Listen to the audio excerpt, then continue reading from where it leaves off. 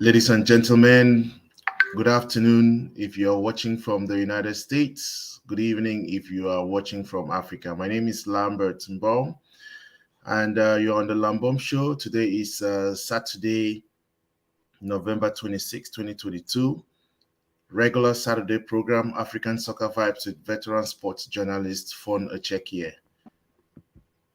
Let's welcome Fon. Fon, how are you today? How's Yaoundé today? We are great, and simply that the talk on every lip is the predictions ahead of the match between Cameroon and Serbia. That's for understandable reasons. That aside, every other person else has caught the World Cup fever, and they're following the matches, be they through some other foreign stations or through CRTV. But CRTV decided to broadcast live only 28 of the matches. So the other matches that are not being broadcast on CRTV are being watched on other channels like New World coming all the way from Togo or from Super Sports coming from South Africa. And for now, everybody has caught the World Cup fever, but there is a lot of anxiety ahead of the match between Cameroon and Serbia. So, before we get into that, today we want to focus more on, because teams are getting they're getting eliminated already. At least the first one is gone. Qatar with the host country, and I'm kind of skeptical whether is it automatic. Losing 2 games does that mean you're automatically eliminated? No, if you look at the mathematics of it, if you lose 2 games, you don't necessarily get condemned. You may find yourself in purgatory, but that you have already been condemned and sent to hell is not so obvious. But that would therefore depend on how the other teams to play. You start counting on probabilities. Let me score a goal here, let the other one score only half a goal, and this and so on. So it is possible that you can lose both matches and still qualify. But it is also possible that you can lose both matches and then there will be, in your case, there will be no appeal. Like the case of Qatar, who are throwing a sumptuous World Cup party, and they themselves who are hosting the party have been asked to walk out of the banquet hall through the back door. So, so that kind of a thing. So when you lose in a kind of manner, especially given the scores of the other teams, it either automatically disqualifies or eliminates you, or you start working on probabilities to see how better or you can improve on your livelihood looking at the very last game of the first round. So because we were supposed to have put out this broadcast on Thursday, now that we have it, before we get into the new stuff, let us go back and enjoy the second Sports Vision number 2. Of their group games, Cameroon was whitewashed by 6.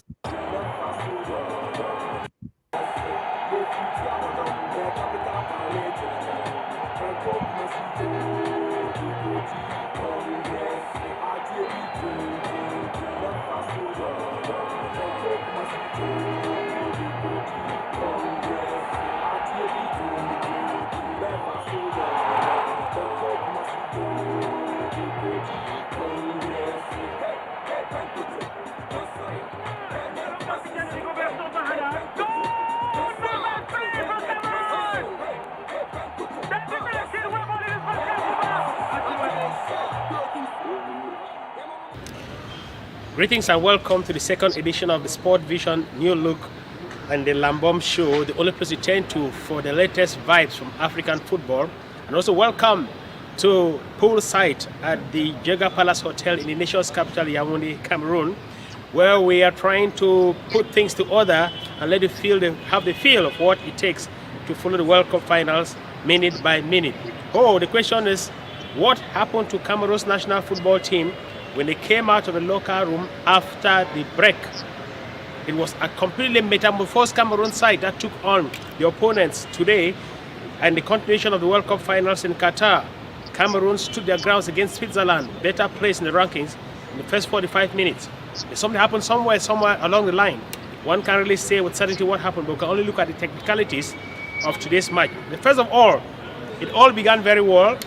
There was the Cameroon's all-time charismatic striker, Roger Albert Mila, who came under a bright spotlight. Because remember very well that it was on the 28th of June 1994 in the America's city of Stanford, California, where Cameroon took on Russia in one of their group games. Cameroon was whitewashed by 6 goals to nothing.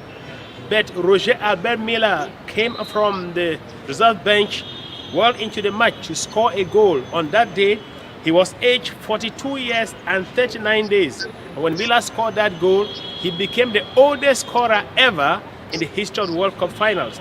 And so today, before Cameroon's match with Switzerland, the president of FIFA, Gianni Infantino, as well as the president of CAF, Patrice Motsepe, and Cameroon's Fecafoot president Samuel Eto'o were present under a bright spotlight when FIFA handed that distinction to Albert Roger Miller through the hands of the president, Gianni Infantino. And so that was just how the day opened up all the way in Qatar, in Doha, Qatar, ahead of the match between Cameroon and Switzerland. And then here in Cameroon, and specifically in the nation's capital, Yaoundé, it began so well with the Lord Mayor of the city of Yaoundé present with his Etat-Major to lead the thousands of fans who had flocked in the Yaoundé township environment to watch this match on giant screens. And I asked him, Monsieur le Maire, qu'est-ce que vous attendez de ce match entre le Cameroun et la Suisse? Je suis venu me joindre au reste du peuple camerounais pour suivre le match et soutenir notre équipe pour la pousser à la victoire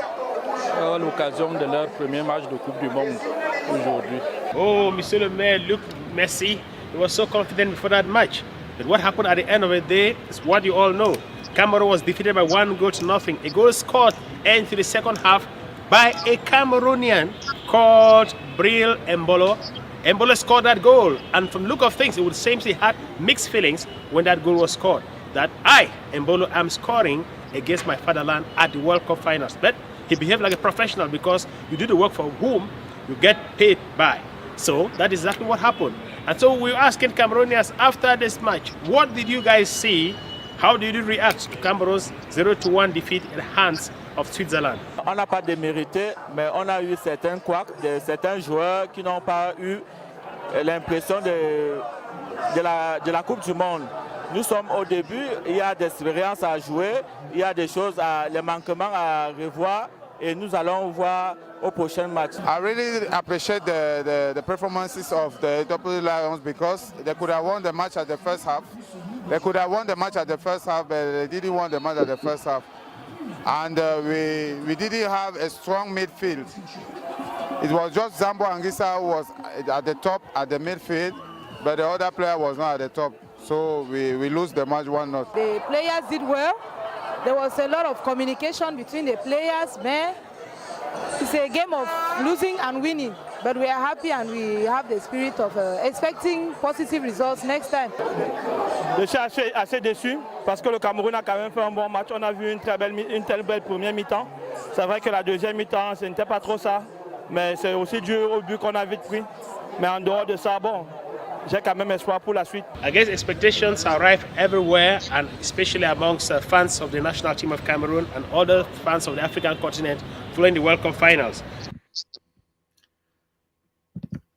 So I wanted to come back to, again, just pause there, and also just to say that that was in Yaoundé, in the nation's capital. There was no difference in Maryland. This is Cameroonian-owned restaurant, 5 a.m. Eastern Standard Time. Here we are, Cameroonians, waiting and watching the game. Wavy Atlantic is found in Laurel, Maryland. You can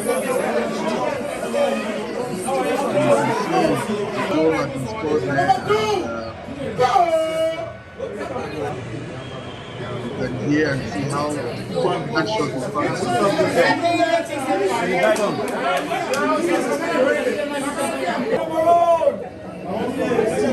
Una get defender for Liverpool.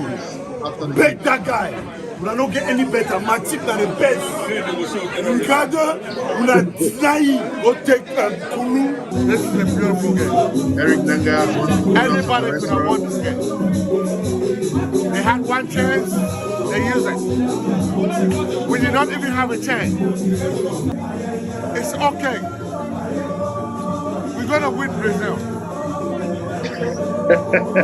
Bet on me on that. We will win the Brazil game because we are gonna go to the game. We're going to the game to win.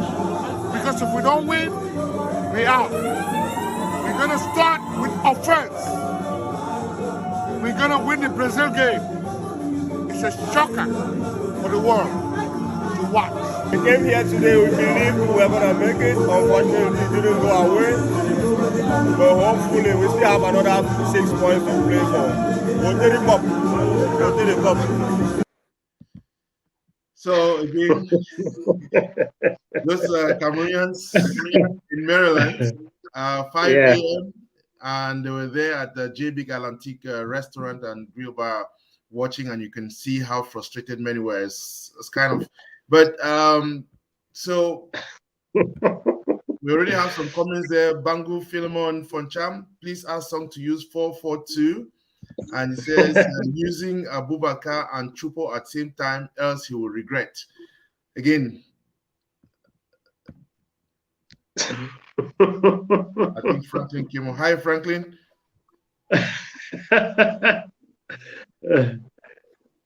Franklin, can you hear us? Yeah, sure. Hello, Lambert. Hello, Fon. Yeah. Hi, Franklin. Yeah, it's a pleasure being with you again. It's been a long time, you know. I mean, I'm coming back to the last time. It's been long before we met last time, and this is something I didn't say to Lambert and his viewers, that your team brought me on TV for sport. I had been on TV for other things, but your team at CRTV Television Sports brought me on board for sports and football analysis, and I think it went well the time it lasted. I'm grateful to you, Fon. Really?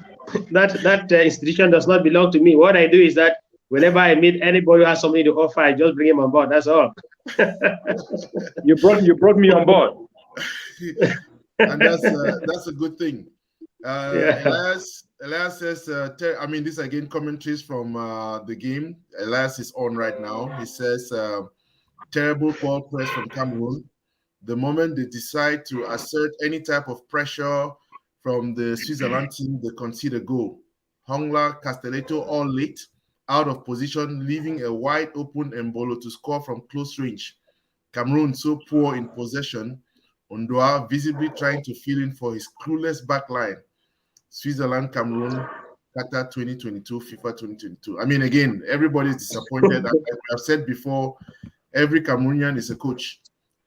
All I saw in the first half is 3 chances created. All other aspects of the game, poor. We could not string 3 passes together. Team was mediocre, in my opinion. Well, Lambert, with our good friend Elias, have said the same thing. Had through some stroke of luck, Cameroon had equalized and even went on to win. You see, sometimes I appreciate the fact that he's trying to look at it the way he's doing it, and I begin to call him as the theorist of the gaps metaphor. I don't think, Elias, that even if you put the best together, sometime somewhere there's going to be a slip up and the opponent is going to take the score.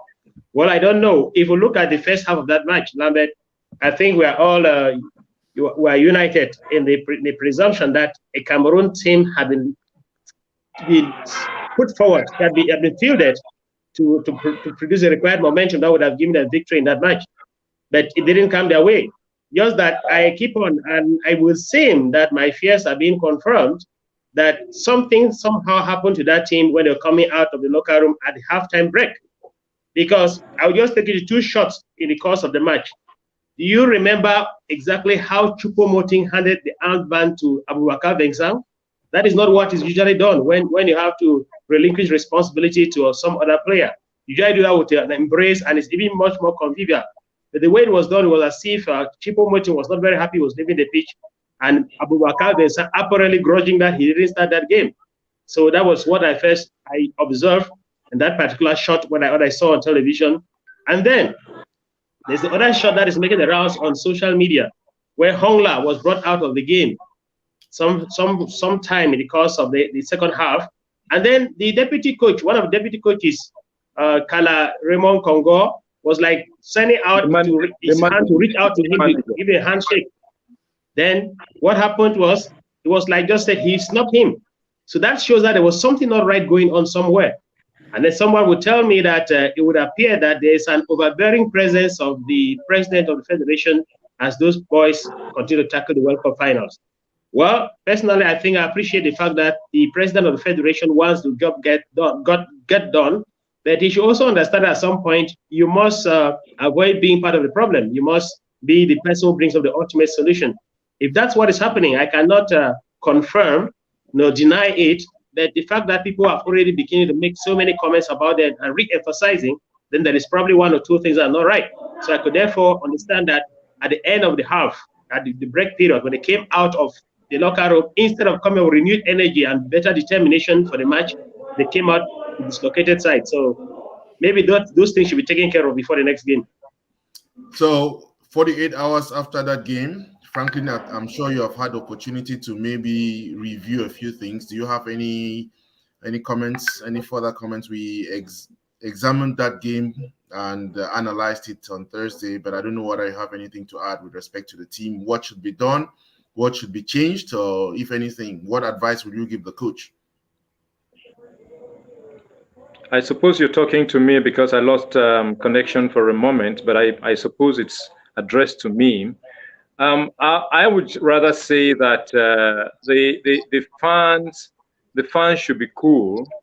And talking about the technical team, the managers of the team, a match can be lost. And I think Rigobert Song said a battle has been lost, not the war. The group stages are three matches per team. There is always room to make up. It's lost and done at the knockout stages. But at these group stages, everything is still possible, especially when you still have 2 matches to go. It's true that when you begin to look at who you have to play against, then it looks like if you've lost a game and it was a game against the least challenging team of the group, then you begin to ask yourself whether you can make it up. But as I say again, Argentina were beaten, Germany were beaten, Cameroon beat Argentina in 1990, Cameroon was on its way to beating England in 1990, before 2 penalties, which many considered were dubious, came and swayed it in favor of England. So nothing is impossible in a game of football, and it's just possible. I don't even understand why we should be talking about possibilities. A game is a game. There is something I call in football, in sport, the happen. It's happenstance, but I prefer to call it happen. When the goal happens, it has happened. Saudi Arabia happened twice against Argentina. There are 2 shots at goal were goals. And so Cameroon may just happen. Goals may just happen because we work for them. Against Switzerland, the goals just did not happen. So all I'm saying is there is no reason to panic. And like the Irish philosophy says, the only thing to fear, there's nothing to fear, because whether you fear or not, 1 or 2 options will happen. We will either move on to the knockout stages, or we get disqualified. And if that happens to the Lions, they won't be the only team eliminated. And as we know, as Fon said last time, and as we confirm, at the end of the day, especially in the knockout stages, every team that gets eliminated were jubilating in the previous game because they won. So I think we should just stay cool. Everything is still in place. Serbia can be beaten. They were beaten by Brazil, and Brazil is not the only team that has beaten Serbia at the World Cup. And every team that has beaten Serbia is not necessarily better than Cameroon. So every chance is still intact. The team as started last time should be maintained, but I think this time Abubakar should be on the starting lineup, and he should be the captain. Abubakar is the leader of that team. He has the spirit, the character to be the leader of the team. I do not think that Choupo-Moting has it. He's a good player. He's at his best at this time, but he doesn't have the character, the fight, the Lions fight spirit that merits being the captain of the team. So Abubakar should start alongside Choupo-Moting and Toko Ekambi. Bremo can be benched for a start. He may come in for Abubakar later on in the game. I think for me, that's a major change I'm expecting to see the next time the Lions hit the green turf. So, Fon, do you think that the Lions are going to be able to beat the Serbians? Well, somewhere along this chat conversation, Lambert, I want you to ask me the question before you turn your headlamps on another African team. Now, let me tell you what I actually think could happen on Monday. But for now, we're looking at the facts and figures, and they're speaking for themselves. And if I were to follow in the same line with what Franklin just said a while ago, I think that for me, the match against Serbia should be tackled from the word go with the same lineup, because you have to be very careful the way you go about some of those things. Now, imagine that you were to, let's say, swap places between Abubakar and Choupo-Moting, and they begin Abubakar and Cameroon happens to start leading against Serbia. The next thing Cameroons will want to do is they want to somehow ostracize Choupo-Moting. Whereas, in as much as a group might want to have at their head Vincent Abubakar and an interpersonal relationship between the two players, Abubakar and Choupo-Moting, I don't think Abubakar thinks in terms of value he weighs heavier than Choupo-Moting on the transfer market today. I think he thinks that Choupo-Moting should have an edge. So, as an individual, he should not find something wrong with Choupo-Moting, who had been the captain there before he ever came in, should take the place at the start of the game. So I will not think that at the level of the two players, there was something that was happening. It just have to do with the tactical approach to the game. They are going to play against Serbia. Serbia knows that if they lose against Cameroon, their chances are going to become a little shaky as well. So they too are having the observation. They know they're going to play against the Cameroonian side that has lost the first match and would not want to lose the second match. And that's not all. That is, Cameroonian football is a kind of football that everybody in the world knows that is a football that at some point carries on with something they call unpredictability. So they are going to go into things with a lot of unanswered questions, and therefore might, from the point of view of psychology, not be better placed than Cameroon. So it is now for Cameroon to tackle this match, telling themselves that this is our last match that we're going to play in this tournament with any such thing as hopes in us. Because if we lose the match, the hope now in you dies down to almost zero. So this match is being taken as a final for Cameroon before the final thing that would probably be getting them into the second round of the tournament. So as far as I'm concerned, they should begin it, because those players who began that match, they are the players who gave us reasons to applaud during the first half. Now, when you brought in the changes in the second half, we had nothing to clap for because the strength of the team had been depleted. So if you look at the genetical constitution of the team in the first half and the second half, you discover that the better of the two was the one in the first half. That gave us the excitement, although they fell short of scoring a goal. So something that we have not mentioned here, but I think it's important. I mean, there's a comment. Making excuses and not looking at performances objectively. How will a team that cannot feed its players up high create better chances and qualify? Cameroon might not win a single point in this World Cup. Coach is so poor and clueless. But I really wanted to talk about this because I don't think we have mentioned this. I think Toko was missing in that game. He was poor. I don't know about not tracking back. His responsibility was to help defend Tolo when Tolo was not in position. How should he start? Let Kudu start for Tolo because he has been playing more games than Toko lately. But I think the point I wanted us to address is more with Toko. He seemed to have been out of place on that day. Welcome, Raymond. Wow. Raymond is in the dark. He's still trying to find his bearings. Well, before we come to that, well, it's difficult to say, Lambert, that when you look at, I keep on staying with the first half of the match. What I'm saying, I know Elias would want to say that a match is 90 minutes, so would you stop harping on the first 45 minutes? Well, for you to have any hopes and dreams for the second half, you needed to have had a very good first half. And that was what happened. So all of them, as far as I'm concerned, played. They played what they could play. They gave what they could give in the first half of the match, right? And that was why we keep on saying it was an entire different Cameroonian team we saw when they came back from the locker room. So what I'm saying, therefore, is that they should be put facing grimly their responsibility, put there and be asked to give us this thing. That is Emmanuel Mbankolo, who is hooking up with you. I hope you have seen him. He's all the way in Qatar, in Doha. Oh, sorry, I did not see the name. Emmanuel, welcome. So, how are you guys?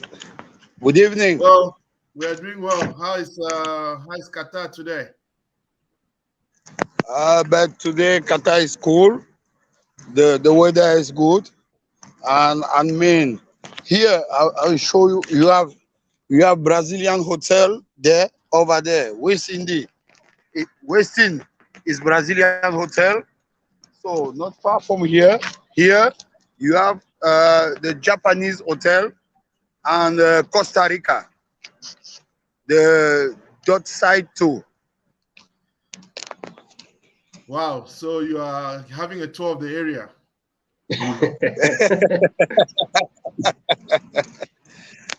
So I mean, all the guys are cool. From Brazil, maybe the news are good for Neymar. He's going a little bit well. So maybe Neymar will be on the field maybe for the third match. But we Cameroonians are hoping that he just have to come after the third match. Lambert, yes, by the way, before you come on, I want to say thank you, Emmanuel. Thank you for joining us and stay on. And yes, Fon, you want to say something? Yes, Lambert, you know, Emmanuel Bankolo is one of CRTV's analysts. I also brought him on board CRTV because one afternoon or one evening we're having a drink and an issue came up in football. He analyzed it so well that I just told him that, Emmanuel, you're meeting me on Thursday for the program. At the time was called it was Olympic Forum at the time. So he came on. Now, but you know, before this in 2010, and Lambert, you know, Fon is like my father. Is my father talking about TV because he had decided to give me a chance, and he told me when I arrived to the studio, he told me, "Yeah, hey guy, you have to talk as you talked to me yesterday. You talked to me last time when we were having a couple of drinks. So do not be afraid. Just keep your eyes on the camera and talk without any pressure." So, and I've done it. And since that time, okay, so now I'm there and I still trying my best. But every day I talk to people that if I'm the one that I am today, it's for the Echekiye. Okay, so Lambert, Lambert, you remember before Emmanuel would travel to Qatar, we made an agreement. We agreed on something that Emmanuel will be part of the Lambom Show crew, and that since he wanted to look at some point bilingual in character, he is basically francophone, and so therefore you can allow him to express himself in French, which he will better do. And I think now I will try to take a cue from there. I know you are the one moderating the program, but I just want to find out from Emmanuel Bankolo. Emmanuel, dis-nous, qu'est-ce qui s'est passé avec les Lions et qu'est-ce qui va se passer après? Ben non, ça a été un faux pas. Il faut le dire, ça a été un faux pas. Je crois qu'on a mis beaucoup d'énergie dans notre première mi-temps. Il y a eu une gestion des énergies qui n'a pas été maîtrisée. Mais je pense aussi que les garçons voulaient très rapidement aller dans le vestiaire avec au moins un but d'avance pour faire douter encore un peu plus cette équipe de Suisse. Mais seulement, on a oublié peut-être nous que dans cette équipe, il y avait des garçons rompus à la tâche et des garçons qui sont de très grands professionnels. Un peu comme Chaka, comme Rodriguez, Brel Mbolo aussi, qui est un joueur intelligent. Des fois, il vous donne l'impression d'être un peu amorphe, mais c'est un joueur très intelligent. Donc, j'espère et je pense qu'on a beaucoup appris de ce match-là et que pour la suite, on a une équipe qui pourrait être patiente. C'est ce qui nous a manqué, un peu la patience. On n'a pas été assez patient. On s'est jeté un peu trop vite à l'abordage. Je crois que pour le prochain match, il va falloir être patient, mais il va falloir faire attention à cette équipe serbe, qui est une équipe très joueuse, c'est-à-dire et qui est présente sur tous les plans. Je crois que la sortie de Neymar avec cette œuf au niveau de la cheville peut nous renseigner sur le fait que sur le plan physique, c'est une équipe serbe présente et quel que soit les cas, tactiquement, c'est une équipe assise. Vous avez vu combien de fois il aura fallu au Brésil de pouvoir passer d'un côté à l'autre pour pouvoir bouger le bloc médian et le bloc défensif serbe. C'était pas facile du tout. Mais quand on a des garçons comme Neymar, comme Vinicius Junior, comme Richarlison, Tout est possible. Tout est possible aussi. Quand vous avez des garçons comme Rafinha sur le côté, ce n'est pas évident du tout. Mais bon, voilà. Et on aura appris et on aura compris que pour notre milieu de terrain, on devrait avoir un milieu de terrain costaud et qu'on devrait avoir en attaque des personnes qui savent jouer le dos contre la défense pour pouvoir jouer en remise et aller prendre la profondeur. Parce que si on veut aller chercher les ballons aériens, ça va être difficile pour nous. Donc, il faut beaucoup utiliser la profondeur et beaucoup utiliser les côtés. Au niveau du milieu de terrain, je crois qu'on doit beaucoup partir du milieu de terrain pour la latéralité. Sinon, si on veut essentiellement aller dans la bataille au niveau du milieu de terrain, ça peut nous poser un problème parce qu'on risque de laisser beaucoup d'énergie encore et de connaître une deuxième mi-temps un peu catastrophique. Il va falloir gérer tout cela et j'espère que du côté du staff, on l'a bien compris. Okay, so again, you have not heard any gossips as to what is happening in the team, any problems with the team, no infighting within the team, I'm sure. Non. Pas de baccarat, pas de... Maintenant, il y a des attitudes qu'on peut avoir parce que vous le savez bien, tout footballeur aimerait jouer, tout footballeur aimerait être titulaire, tout footballeur veut pouvoir aller au bout de son match, surtout quand il a l'impression qu'il fait un gros match. Mais maintenant, il y a la différence entre le footballeur et puis le sélectionneur ou encore l'entraîneur. Parce que vous pouvez être dans un match, mais tactiquement, vous n'êtes pas dans ce que le sélectionneur attend de vous. Donc, c'est des décisions qu'il faut pouvoir accepter. Ce n'est pas facile, mais il faut pouvoir accepter. Et c'est aussi là qu'on voit le grand footballeur. Vous acceptez la décision et après, vous pouvez aller en chambre, avoir une discussion avec l'entraîneur. Il va vous donner ses raisons. Vous allez discuter avec lui et ensemble, vous pouvez corriger. Mais maintenant, si je vous vois venir sur le camp Martin, ben, il est jeune et il aime jouer. Donc voilà, on va pas faire des polémiques dessus. Je crois qu'il s'est expliqué. Ça a été simplement un élément de frustration. Il avait l'impression d'être vraiment dans son match. Mais sauf que ce qu'il n'a pas compris, c'est qu'il y a d'autres personnes derrière lui qui voient et qui l'attendaient peut-être dans un autre registre. Maintenant, je crois que ça va se corriger et après, on va avancer. Pour revenir au match, je peux vous dire qu'on aura besoin d'avoir une équipe du Cameroun assez mobile. Je crois que vous avez vu que contre le Brésil, s'il y a un élément au niveau duquel la Serbie a répondu, c'était sur la mobilité. Elle a été présente au niveau de la mobilité. Et du côté du Brésil, on a accéléré énormément pour casser simplement les blocs. Et le Brésil a usé des passes pour casser les lignes au niveau de la Serbie parce qu'ils se sont rendus compte que s'il fallait jouer balle au pied, ça allait être difficile. Parce qu'en face, on était assez costaud et préparé justement à aller à la bataille. C'est-à-dire qu'on s'est dit, le Brésil, ça va être le dribble et nous, on doit répondre simplement par le physique, par la récupération de balles. Donc, on doit s'attendre à un match costaud au niveau du milieu de terrain et pour éviter justement la surprise et tout cela, il faut que nous, on rentre dans ce que les techniciens appellent souvent ce système intérieur-extérieur. Mais maintenant, pour rentrer aussi dans ce système-là, il est besoin d'avoir des joueurs rapides et pour ce match, il est besoin d'avoir des joueurs qui ont beaucoup de coffre. Good. So, 2 questions for the triple for me needs service up high. C'est le joueur camerounais qui va le plus vite, qui fait le plus grand nombre de courses. Donc, quelque part, il s'impose l'obligation d'utiliser un garçon comme Gamaleu. Mais une fois de plus, ben, le bateau Cameroun a un commandant et le commandant de bord, bateau Cameroun, c'est Rigobert Song. On va attendre de voir quels vont être ses choix. Mais seulement de l'endroit où nous sommes, on se dit simplement qu'il serait intéressant d'avoir un garçon comme Mouminga Maleu et puis Toko Ekambi. Donc voilà, sur les côtés, parce que défensivement, c'est des garçons qui font un très gros travail. Ils sont présents au niveau du pressing offensif, présents défensivement. Donc à partir de ce moment-là, c'est des garçons qui peuvent aider. Bon, ben après, on verra. Lambert.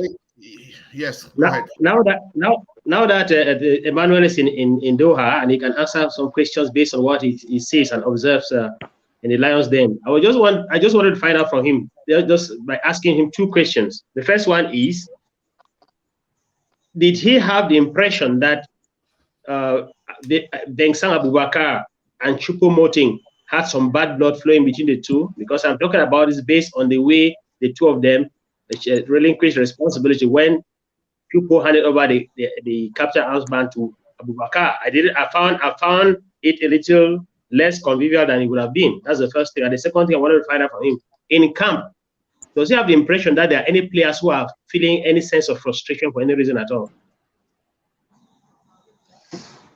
Pour dire la vérité, par rapport au brassard, non, il n'y a pas eu de problème. Je crois qu'Aboubacar a pris cela très sportivement. La preuve, c'est qu'il reste le capitaine de la sélection.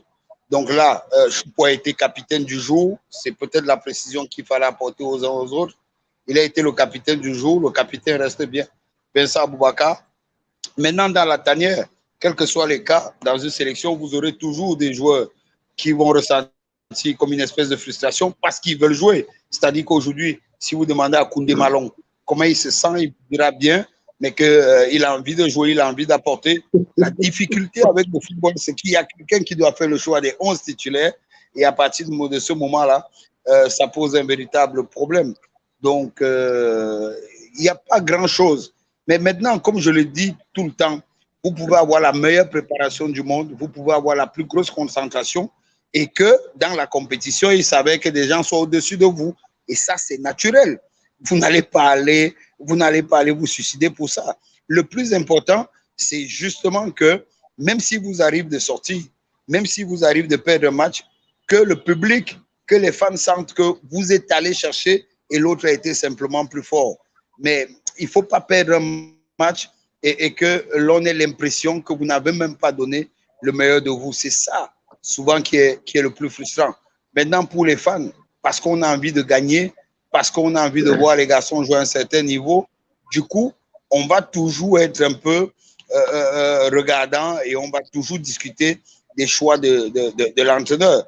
Et puis, côté entraîneur, il faut prendre ça sportivement. C'est le rôle du fan. Le fan, lui, n'est pas un entraîneur. Le fan veut voir son équipe gagner. Il veut voir son équipe dérouler du beau jeu.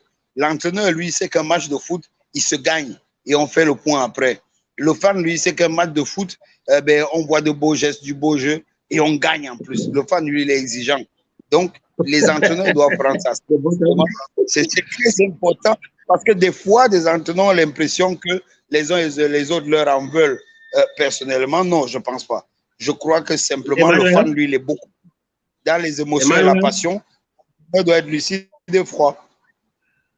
Emmanuel, there's our friend Elias Eno Oyukeba who says this. La mobilité se prépare, Emmanuel. Notre équipe n'a pas eu de temps pour cette préparation. Son est totalement perdu. Que penses-tu? Qu'en penses-tu?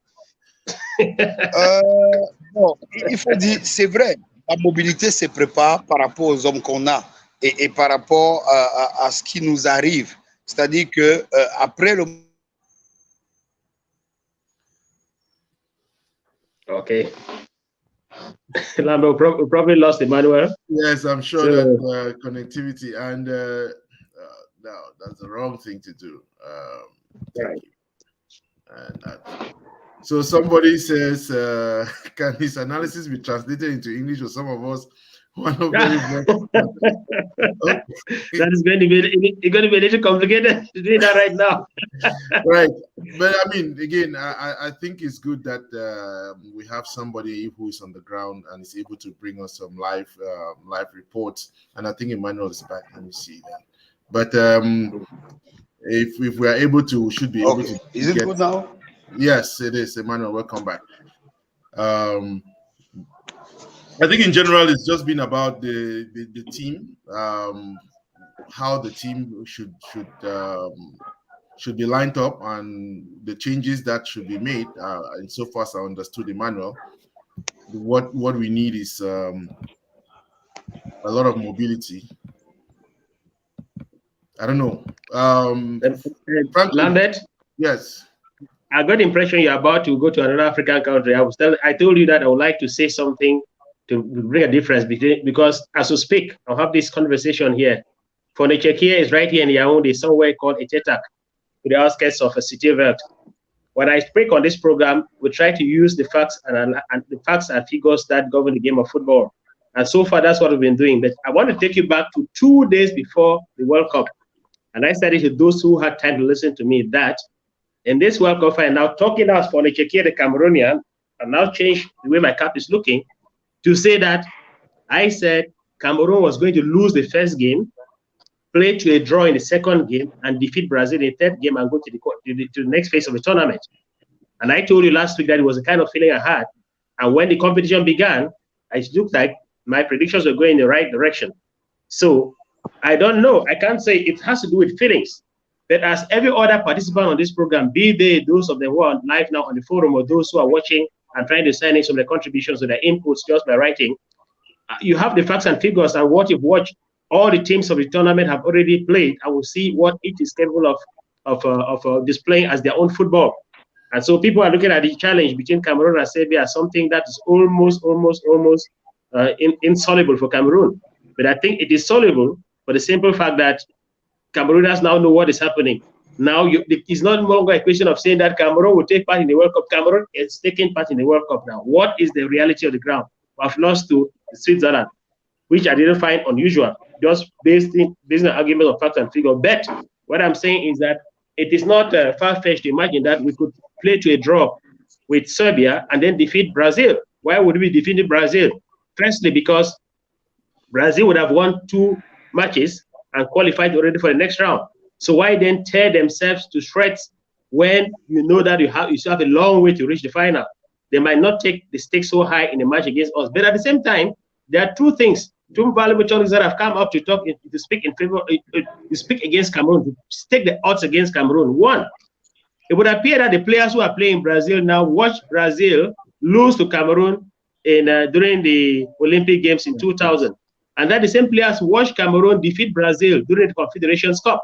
And then to put the last nail on the coffin of deliberations, Abubakar Vincent came out to tell people who wanted to listen to him that Neymar was a good player, but not a superhuman being as they thought, that he has nothing to offer far beyond what Cameroon can offer. So this could just be the time when Brazil said, okay, that Mr. Captain, for your sins, we are going to punish the team that you are supposed to be leading as a captain by defeating them and eliminating them from the competition.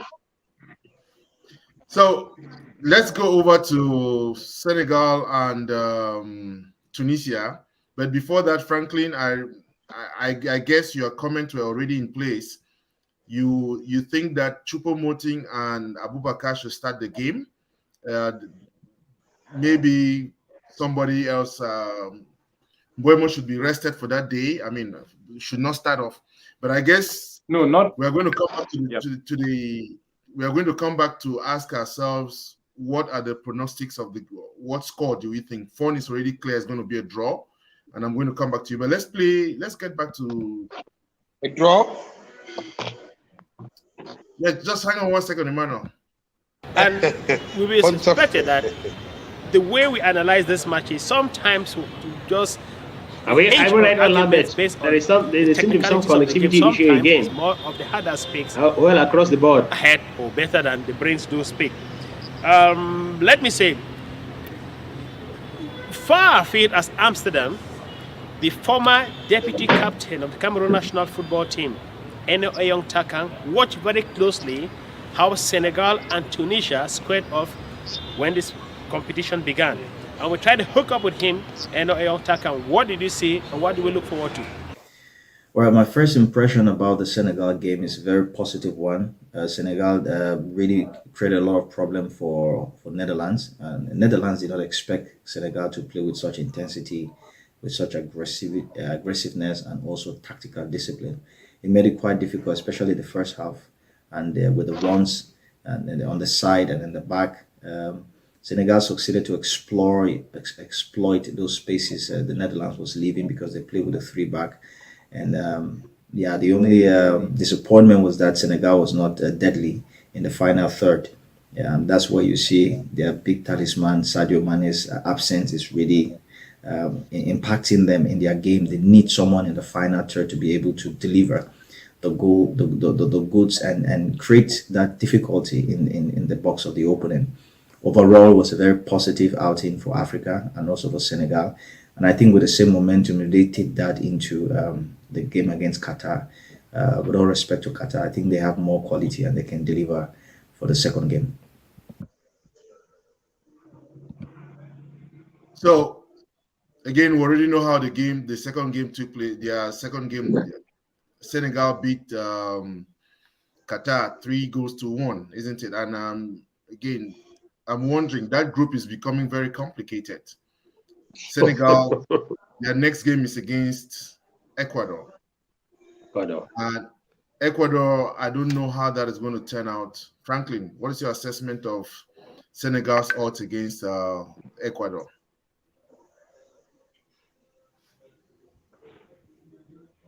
It's a do or die game for both sides.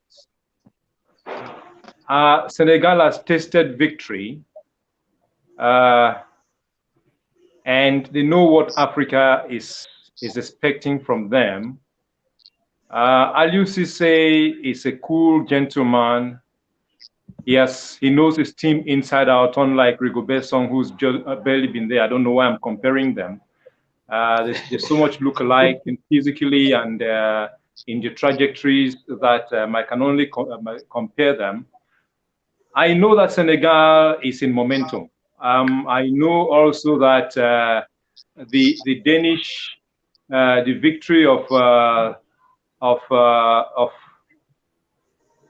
Netherlands, rather. I don't know why I'm going to Denmark. The victory of the Netherlands nearly killed it for Senegal, but that also will serve as a bolster. It's always better to play a cool last group game, but finding yourself where you are when you are Senegal, you know that you have to do it or perish. And it's only good it's coming at a time they have momentum. If they won their game in a beautiful way, and I think Senegal has it to be able to do it. Ecuador is not a wonderful side.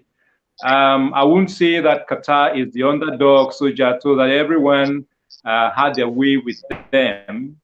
But Ecuador still have to prove that they are a good side. Senegal has proven. And I think Senegal has the upper hand when they meet Ecuador. So, Elias, again, I think this is something that we talked about at the beginning. Their first game against the Netherlands, what they lacked was the finishing. But having come out from the second game against, you may want to claim that the Qatari team is not that strong. Senegal has a tough game against Ecuador. They need clinical finishers. They scored 3 goals. And I think that's a great improvement, a marked improvement from their game against the Netherlands. But Fon, what is your take about the Senegalese team? Are we hopeful that they are going to fly the flags? They are current champions of Africa. It looks 50-50 that they may be eliminated at this point.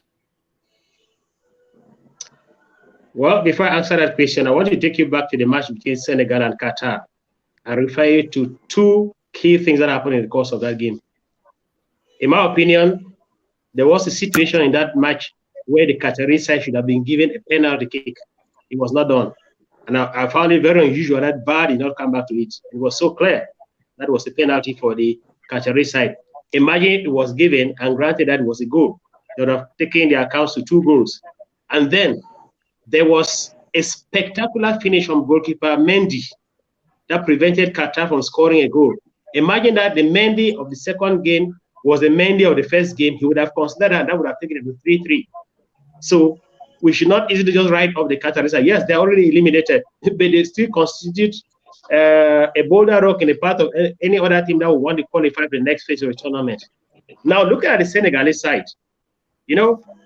what they played in that game was something like, I could say, the ball for all and all for the ball. That is what accounted for the cohesion and the performance they had in the course of the game.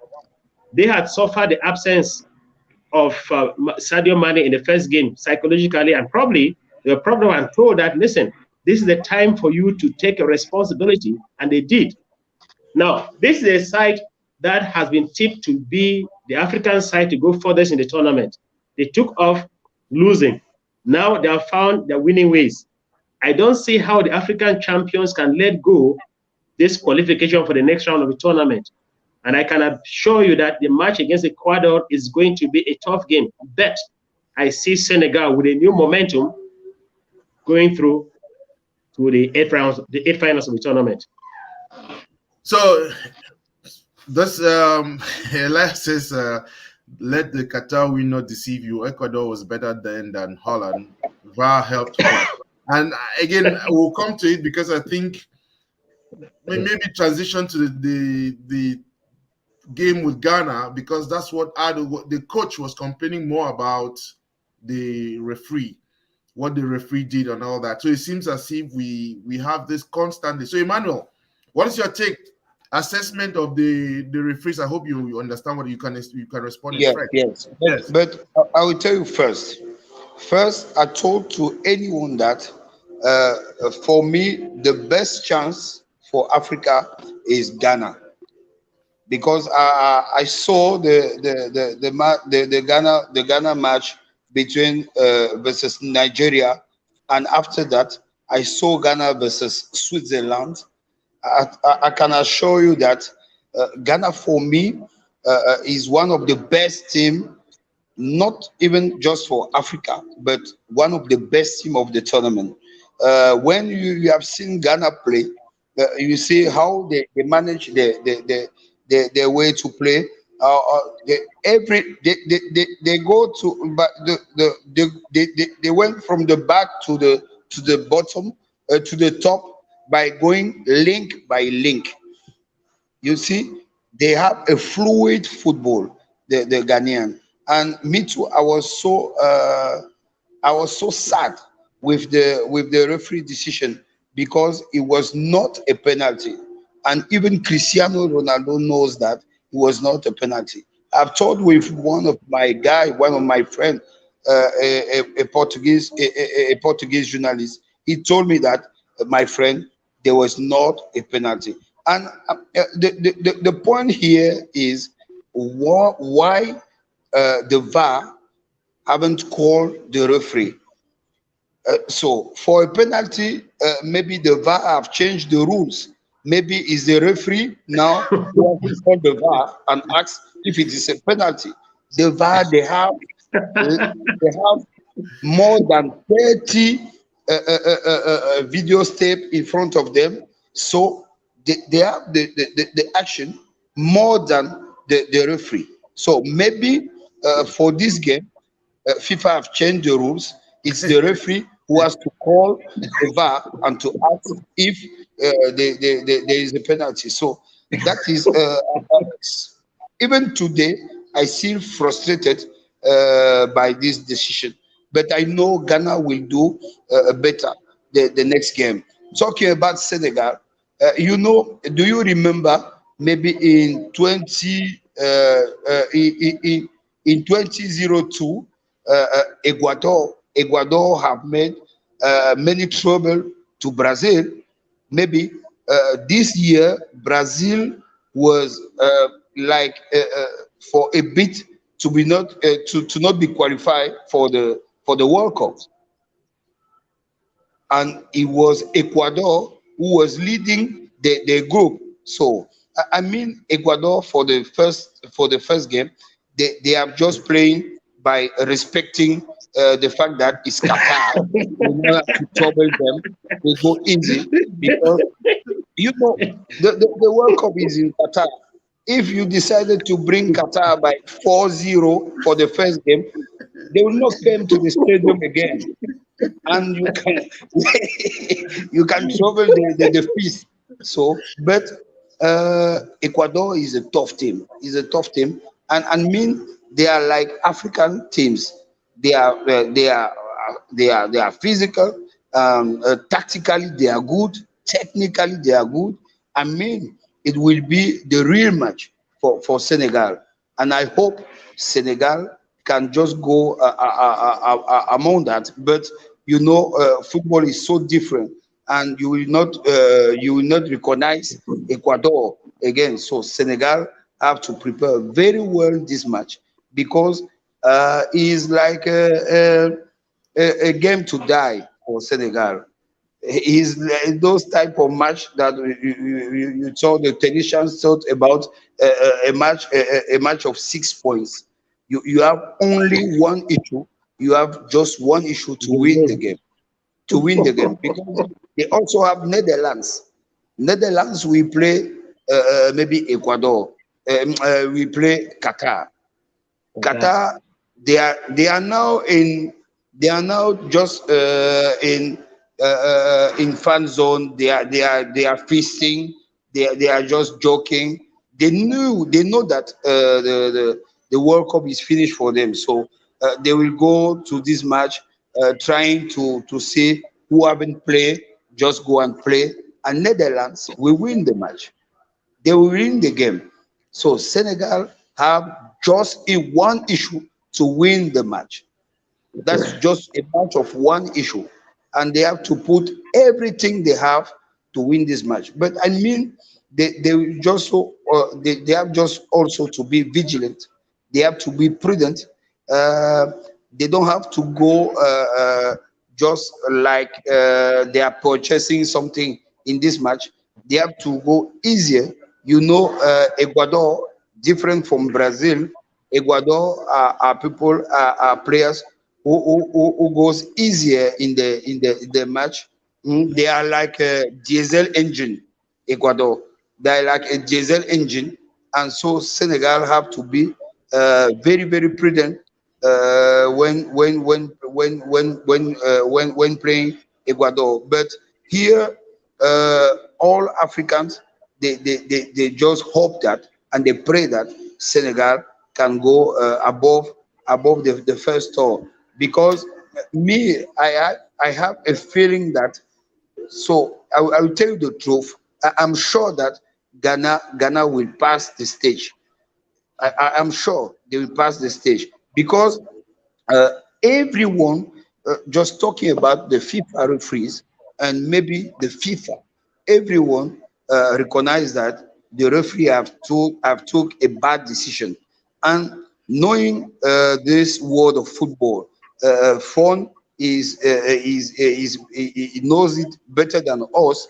Knowing the world of football, FIFA will do everything, okay, to to to to check out this frustration from Ghana, and maybe FIFA will do everything for Ghana to win the next match and to go out of this stage. Okay, Emmanuel, thank you very much. And Elias agrees with you. Huh? He says, thank you. Ghana is young, but they have talent. Their only issue is protecting the ball and inexperience. Number 20 shirt is good, and Pate is such a leader. Yes, they have a good squad. And Otto Addo, I mean, I'm kind of surprised that he's complaining about the referee. I mean, all of us, that's a permanent cry. You always have to look for something to blame. But I think the lineup he put out for that game was perfect, in my opinion. They played a very good game. But I think if you permit, in 30 seconds, I think Otto Abdo have done a mistake. Why I told that? Because he haven't. He went to a pressure, because I mean, Andre Ayew was good in the match, and I think he got wrong to bring out Andre Ayew. He got it wrong. That is the mistake of Otto Addo, because Andre Ayew was very good in the match. He was present in the offensive. He was in the offensive pressure, and he was just coming back even in the midfield to defend the team. And when it was supposed to go in the attack, he was also present. Everything was coming from him, and I think Otto Addo by this way have made the mistake, and it was fatal for him, because when Andre Ayew went out, we have seen a different Ghana, and it was not good. I hope and I think that he will think about, and he will do it better the next time. So on this show, the tables have been turned a couple of times, okay? Just so you know. So today, for the first time, somebody is at least bringing Ghana up. Many of us wrote Ghana up. We did not think that Ghana was going to come on. But now we know that at least for Emmanuel, he's taking his hopes on Ghana. Ghana is going to go far. So let's hope. Let's wait and see how that goes. And in that the last piece, I think we have not talked about two teams, and somehow we have managed not to talk about Tunisia and Morocco. But let's hear what they have. For Tunisia's game against Denmark, I think Tunisia showed a lot of character with the first tackle that their midfielder did on Christian Eriksen, who is the talisman for Denmark. Gave a tone, sent a message, and then the whole game, I was a bit concerned with their energy. I thought it was going to drop, but surprisingly, Tunisia kept the same energy the whole game. And that is a sign, that's a big sign that is being sent to all the other teams in the group. I think Tunisia did a very good outing. They also were able to trade a little bit, few chances which could have gone home, but thanks to the save of the Danish goalkeeper Schmeichel, that saved them. Otherwise, Tunisia has made Africa proud, and they're on a good foot. Hopefully, they'll continue in that same vein.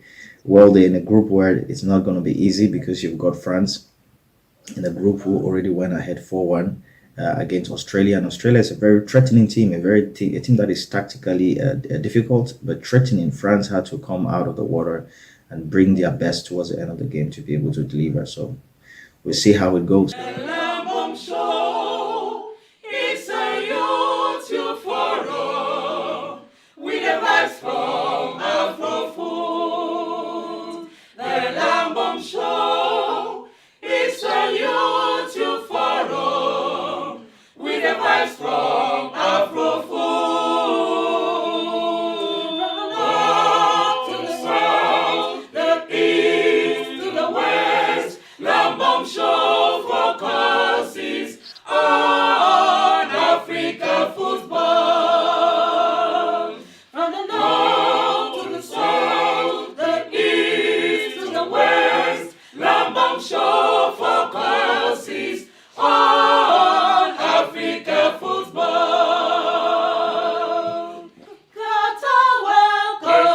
Qatar welcome, from November 20 to December 18, with factories from the continent, oh yeah. Qatar welcome, from November 20 to December 18, with factories from the continent, oh yeah. Cameroon, Ghana, Morocco, Tunisia, Senegal, Cameroon, Ghana, Morocco, Tunisia, Senegal. Lambom Show, Lambom Show, with the latest on Afro football. Lambom Show, Lambom Show, with the latest on Afro football. Lambom Show, Lambom Show, with the latest on Afro football.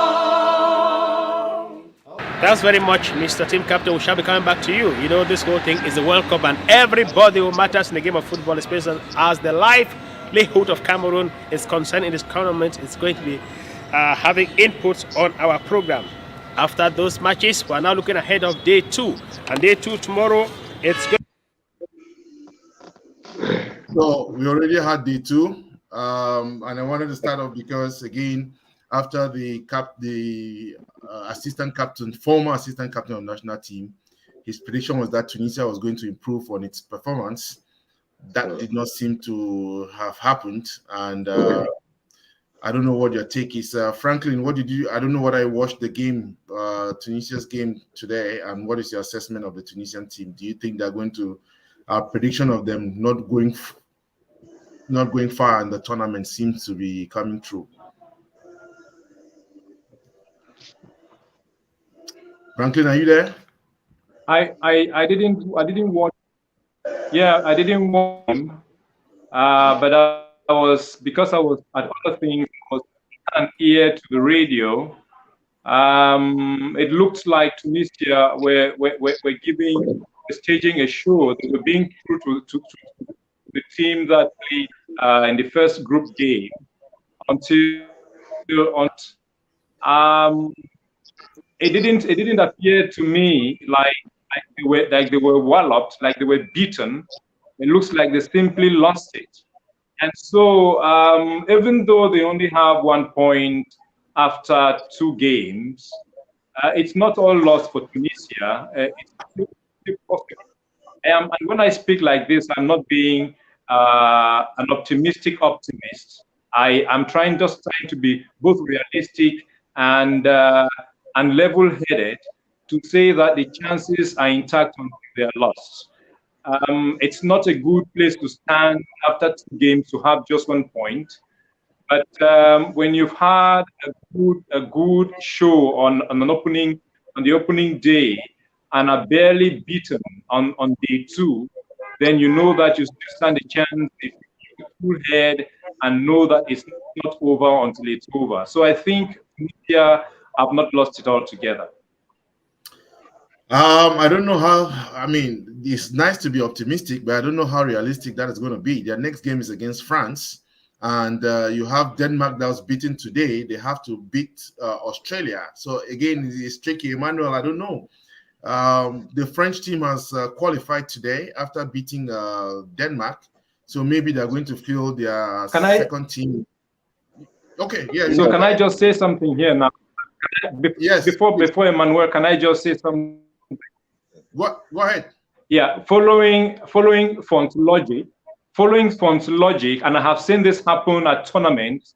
The team that's qualified already often wants to test some new players, and that gives room for some surprises. It opens the way for a team that might not have had a chance.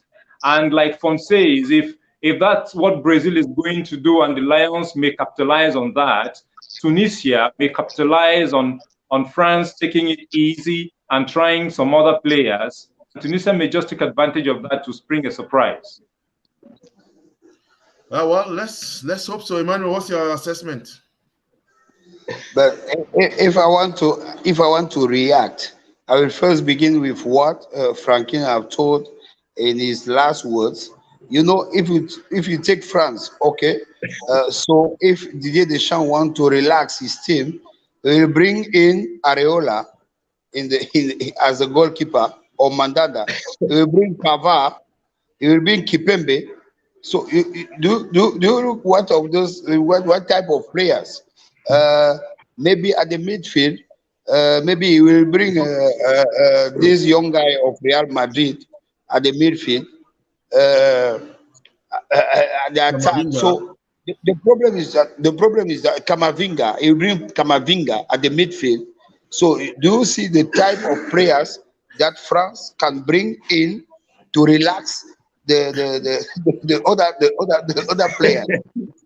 They are also top players. So that's the difference. Okay, but what I think is that Tunisia stay they stay coherent in the way to participate at the World Cup. Maybe Tunisia just continue to be with those these assignment who told that the better thing is to participate, because when you see Tunisia play, when you see Morocco is more incisive than Tunisia. Morocco wants, and it's not the same way with Tunisia. Tunisia, okay, they come to World Cup, and after that they will go back. Everyone will turn to his family that okay, Qatar is a very good, very big is a very big city. Qatar, Doha is a very big town, and so on. So you can't feel when you see Tunisia play. You can't feel the fact that they want to go far. They don't they are not they are not hungry, and it's different from Morocco. When you see Moroccans, they are hungry. They want to go somewhere. So Tunisia, they just come there and just make this football as we in Cameroon we talked about it. We have decided it's a Lycean football. Is a football from college. Okay, so it's not a professional football. I say I apologize for that, but I'm just talking about what I'm feeling. They play football for college, not for professional. So, and that's the problem with Tunisia when talking about Maghrebian nations or Maghrebian team. But when you see Morocco, things are different. When you see Morocco, they want to go somewhere and they have a good team. So talk about Tunisia. When we have Tunisia, a team where the key player is Kasri. So Kasri, he plays in team, not not in team which is a secondary level, but Kasri plays in teams which are teams of the third or the fourth level, talking about the European team. So how can in a team you can have a player like Kasri, who is the key player, and when he is not in the field, you have all the country which come out and just insult the coach that okay, we have lost the team, we have lost the game because you haven't bring in our player, we haven't bring in our Zidane. So that's the problem with a team like Tunisia. But Emmanuel, that's typical. Even your Cameroonian population is against the coach. That the coach has not every African team that everybody has their own lineup.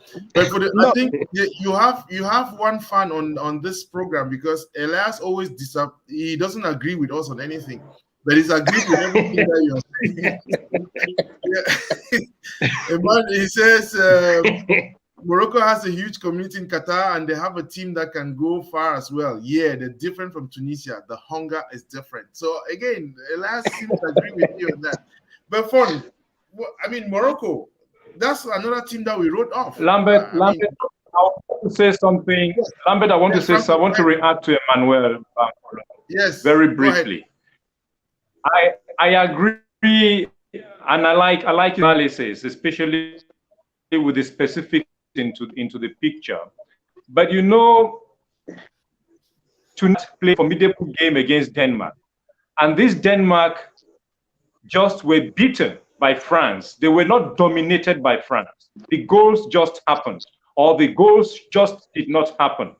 France did not dominate Denmark. Tunisia had their share against Denmark.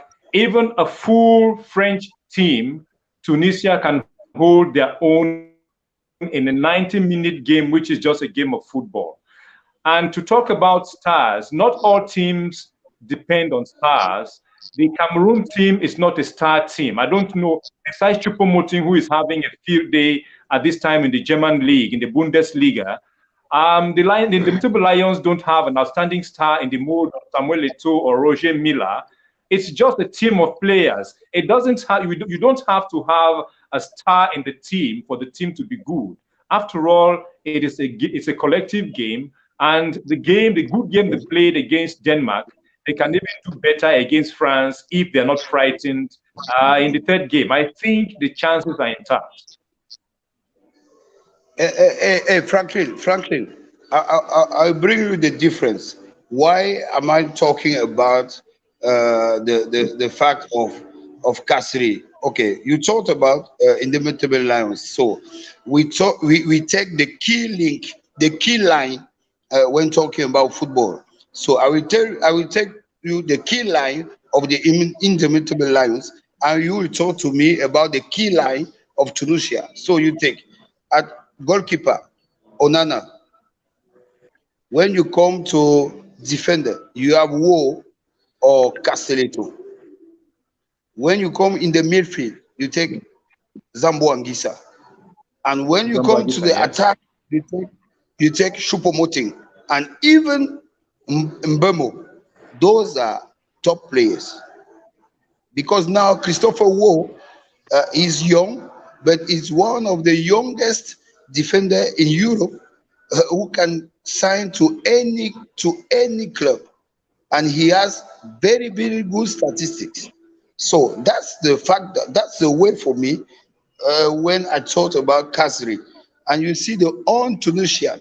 So you have first to have a good line, a good key line, and after that you see who you can bring with this key line. So if you look at Tunisia, who are the people or who are the players in the key line in attack, midfield, defense, and the goalkeeper? This is the key line. So, and that is the problem of Tunisia. I do not disagree. I do not disagree. I only say that up and above, notwithstanding this reality which you bring, which is very technical, there are things that happen in football that have no explanation. It is just about the team played well. And I said again, I insist that this team which you say has no key line, you're talking about the vertebral column of the team. Yes. This team which you claim has no vertebral column held their own solidly against a formidable Danish team. They can hold it against France. That's all I'm saying. But you know, I agree because we are in football. But talking about indomitable lions, my dear Franklin, no, in every time, indomitable lions have a good vertical line and a good team. So if you take the 72, when in 1972, so just look around and look the type of players we're having. 1974, 1976. 1978, because since 1971 you were having Mbe, Tokoto, Akono Jean-Paul, Len Paul, Yebgamaya, those type of players.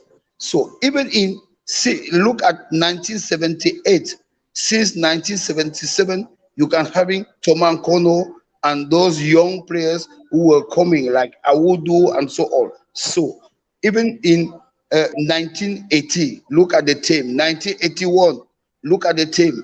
1982, look at the team. Roger Miller, Abega Tofil, Arantes, Kunde Emmanuel, Aoudou, Thomas Kono, Kaham Michel, Bauken Paul, all those players, they were players talking about Cameroonian football. There's one, we agreed on one thing in this forum that the best Cameroonian team that we have ever had, I think the last one was what year again, Fon? You were the one who made that analysis. I think it's 2002. Yes.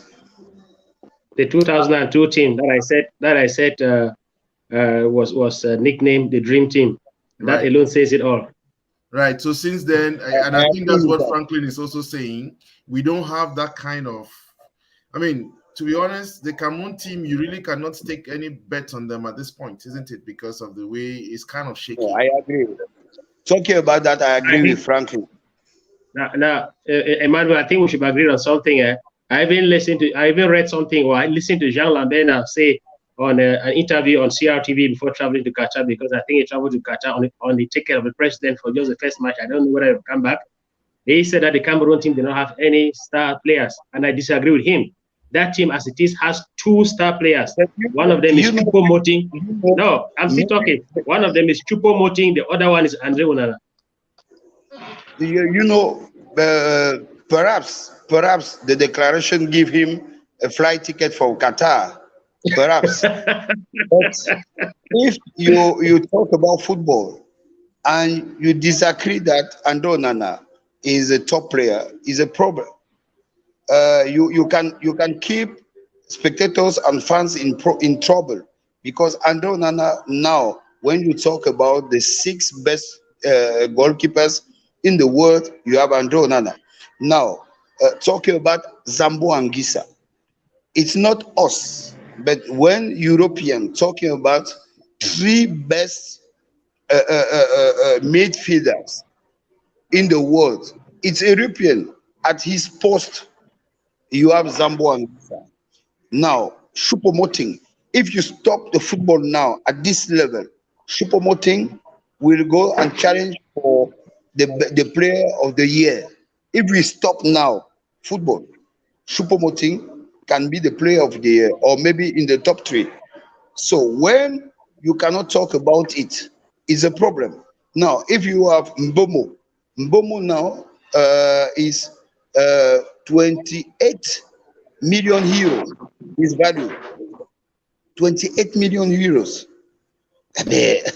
you have, so maybe by times people are talking without any statistic. I hope it's the same guy who talked about a fight between Ngande and Zambo, a fight which did not exist. Maybe he was sleeping when the match was playing. So, but the problem is that by time when we have to talk about things, you just have to you just have to be sure that you have the statistic, you know the players, and you know everything in the world of football at the time that you are talking about. Emmanuel, listen, since you are posing out to be something like the spokesman for the team, I would want to take all of us, those of us on this panel and all our viewers around the world, to something that should have been still now, maybe to hear your take on it. What is your take on the fact that Ngade was not included in the team for the World Cup? I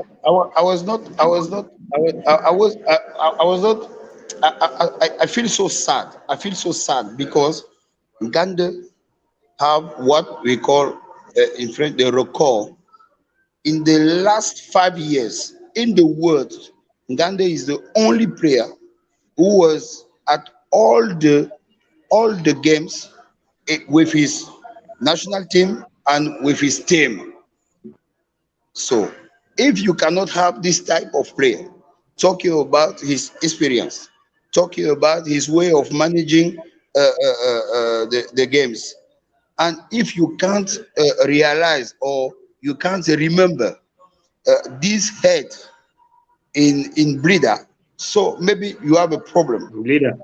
I still sad with the fact that we don't have Ngande in this team. But as I've told later, as I've told, please, the chief in board of the Cameroonian boat still Rigoberto and his staff, and maybe they have they know why they haven't called Ngande. And maybe after the World Cup, they should tell to the Cameroonian why they should tell to the Cameroonian why they haven't called Ngande. And I continue to hope that they have good arguments, because it will be one of the shock of with the Cameroonian. Frankie, I don't know whether you had the opportunity to weigh in on that conversation, but I think yes, I did. Yes, I did.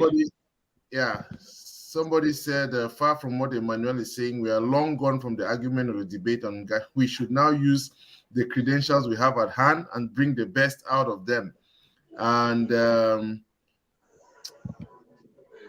all we need is a defensive midfield. I don't know about that, but so somebody is asking us to tell you, Emmanuel, that you should pass this message to the coach, since you are there in Qatar, that I should use a 4-4-2 system.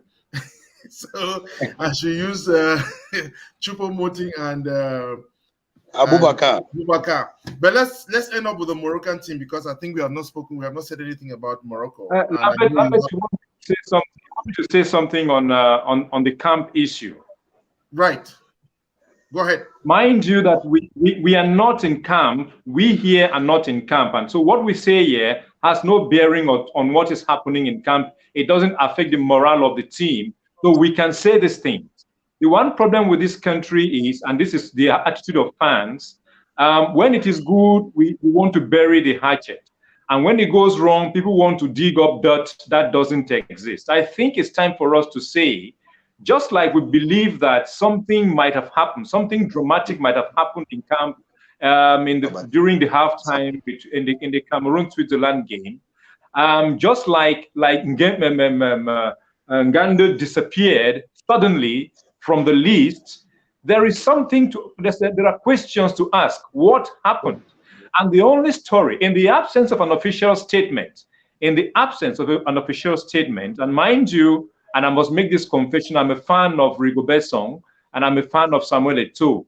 But in the absence of an official statement informing fans who have the right to know why a key player like Ngando disappeared from the list, there has been speculation. And the only story that sounds like a truth, the only story that has come out of what could have been the reason that Ngando was dropped from the list is that there was a fight between Ngando and Zambo Anguissa.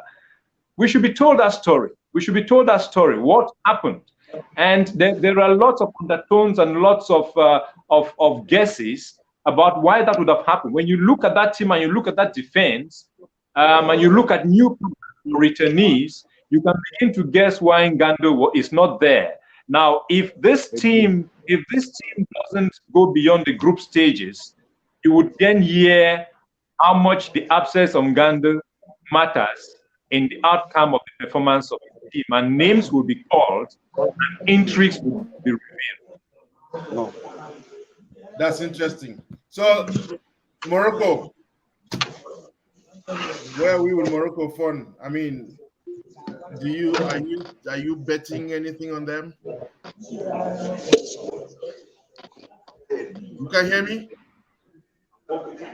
Franklin, can you hear me? Hello? Emmanuel, can you hear me? Okay, yes. Okay, what's your assessment of the Moroccan team? No, as I've told you, I think the Moroccan team is a good team. They have played well, and I mean they can do something better. They can do something better, and what is real is that the group is not is not easier, but I mean they can do better. They can go far. They can come out of this stage, but they have to fight. They have to fight. And what is good is that I've told with some, they have the ambition to go far. They have the hunger, and they want to go far, and that's the key point. Talking about the Moroccan, when you talk with Hakimi, he tell you that, oh, okay, we come to this competition to come out of the group stage, and that's very good.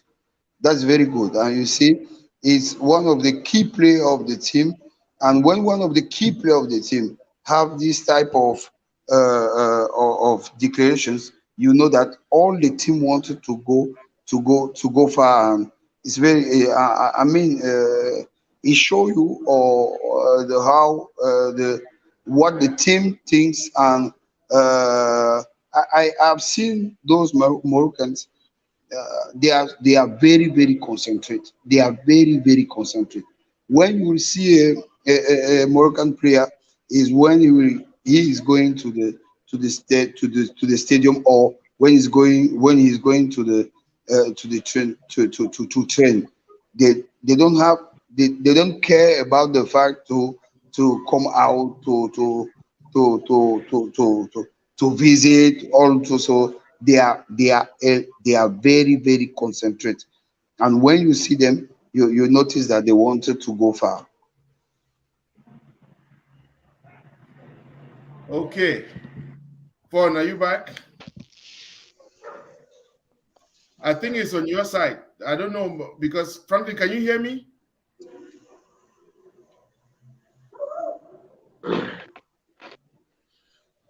Franklin, can you hear me? Emmanuel, you can hear me, can you? Yes. So I think the problem is wrong. Okay, let me see this. And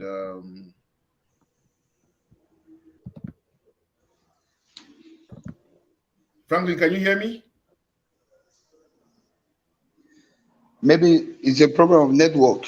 Yeah, You I know, guess because you can hear me. So, of all these teams, what is your projection for Monday's game? Cameroon versus Serbia. What are you projecting?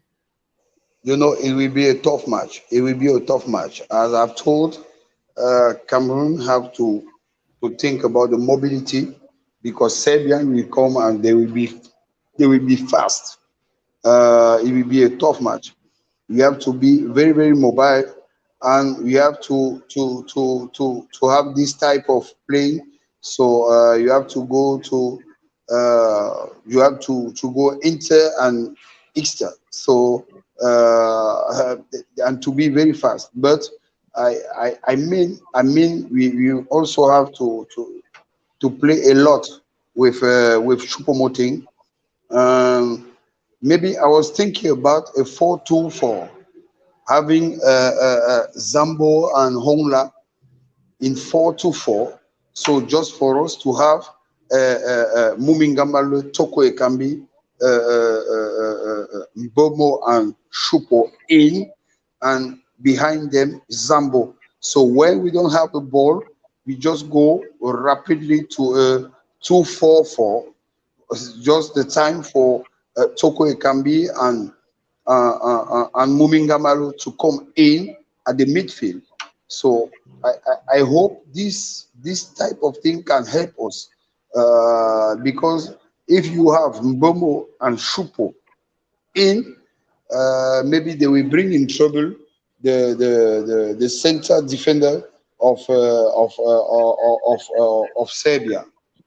So I've talked with Rigobert, but I think he too has his plan, and he too have seen many times the match between Serbia and Brazil, and he have an idea of the match. Maybe in Monday we'll see, but for me, a 4-2-4 will help us a lot in this game. Or maybe we can also go to a 4-2-3-1 in this type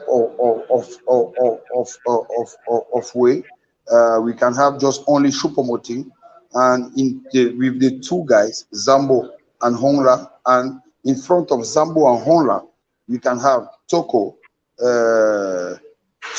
Mumingamale, and Bemo behind the others. Or maybe in this way we can have Abubakar just alone in front and Shupo. But when you play that, and that's remember me, the guys in Jiptambe, when you play that, the guy in front have to be very very solid, and he have to run a lot.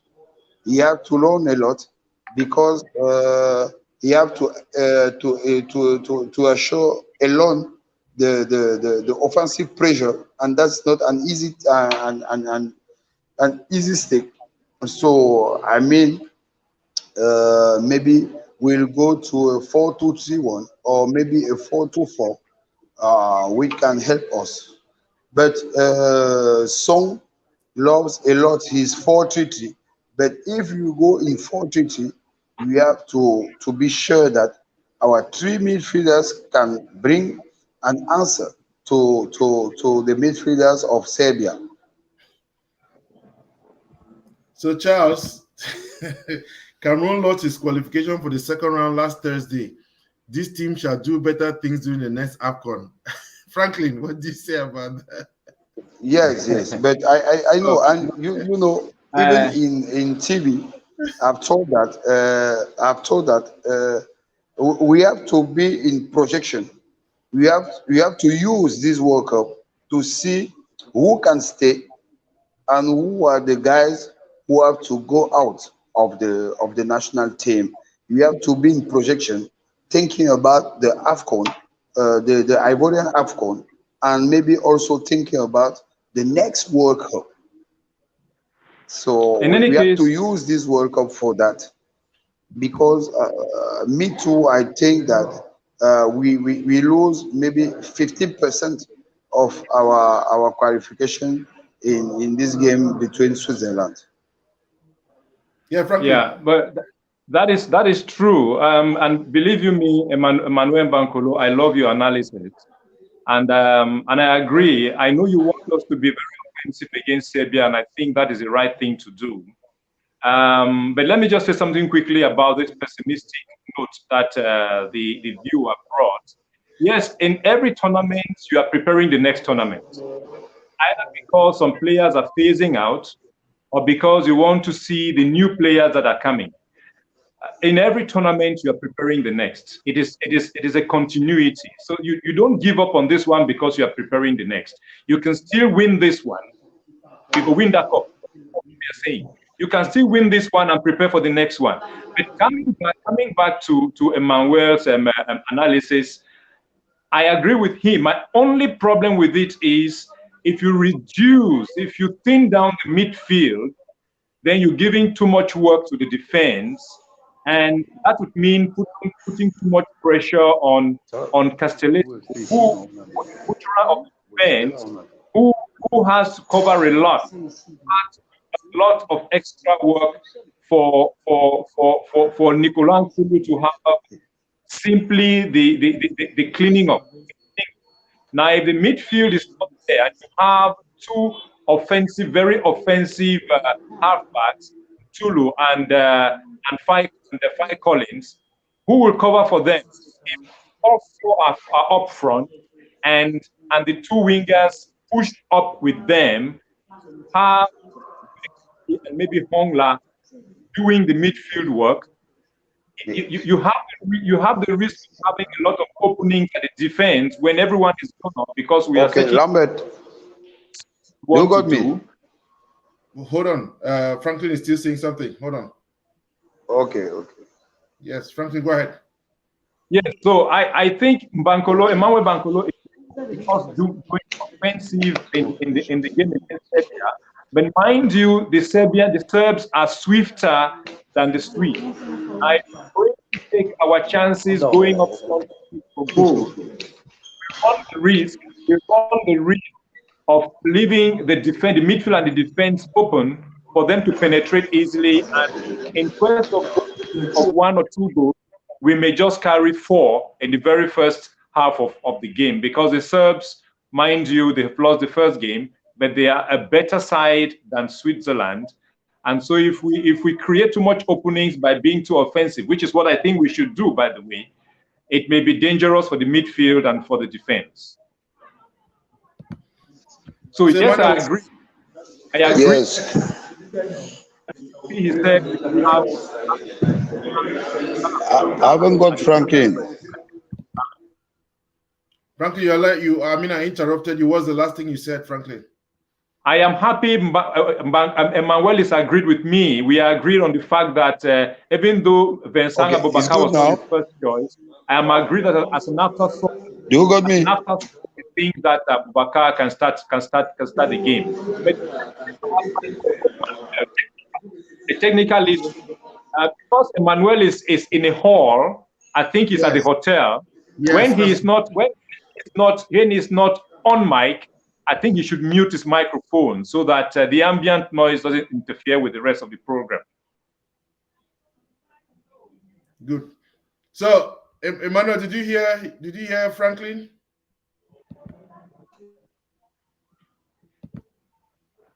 He is having side conversations while the program is on. He should mute his microphone because he is in a room where there are lots of other people. Can you hear us, Emmanuel? Yes, I got you. Okay. But I haven't heard Franklin. But I got you. No, Franklin only said at least you guys agree on what role Abubakar and Choupo-Moting should play, isn't it? But then the style of play and how they should link up, it's where, again, taking into consideration how swift the Serbians are, isn't it, compared to maybe the Swiss team. But he thinks that there needs to be a little bit more polishing up between defense, the midfield, and I don't know what the difference is, but I think he agreed. I mean, you agreed with him, and he too agreed with you, just on a different. Okay. So And I think we have really gone over 39 minutes over. We're supposed to be on for 1 hour, but the conversations got really interesting. I want us to move away. I think we now know where the placings are. Ghana has just come in now. Emmanuel has given us another reason to look at Ghana. We are all looking to the game Cameroon on Monday. We have Senegal to watch out for next week. Tunisia, kind of iffy at this point. But overall, let's take 5 minutes and just look at the competition overall, because it seems to be getting more and more interesting. I'm looking at Spain, Japan, Germany, and Costa Rica. I mean, I don't know who's going to come out from that group, because you have Spain. The next game Spain has is against Germany. Germany lost their first game, of course. And then you have Japan versus Costa Rica. And Japan may just be able to, topple Costa Rica. And that becomes really tricky for Germany. So Germany has just one result, just one way to win the match. And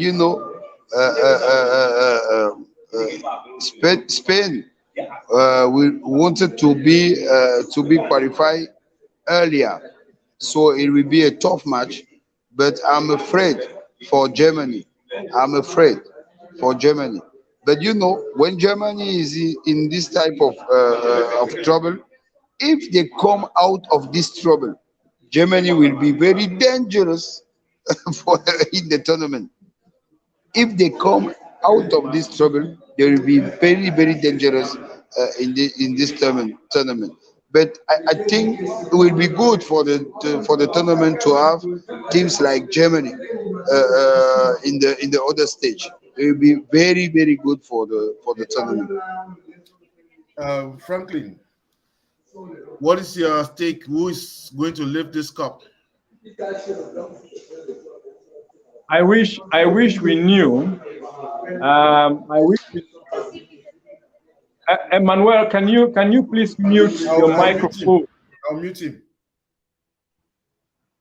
I wish we knew who would win the cup.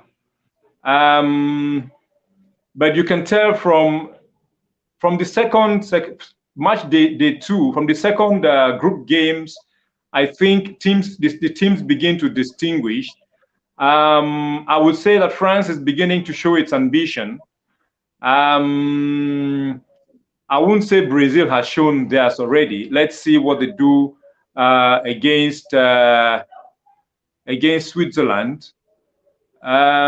Germany, we will begin to judge Germany after the second group games. I'm looking at the favorites on paper, but I think that Saudi Arabia, I'm not saying they're going to take the cup, but I think that they have a manager who knows what to do. And when I didn't watch the first game when they beat Argentina, I watched a bit of the game today, and I think they look like a world-class team, even though they lost. So I want to say one thing: this World Cup is not going to be a predictable World Cup. We don't know the winner yet. And it may be someone from nowhere. It may be someone from nowhere to win this tournament.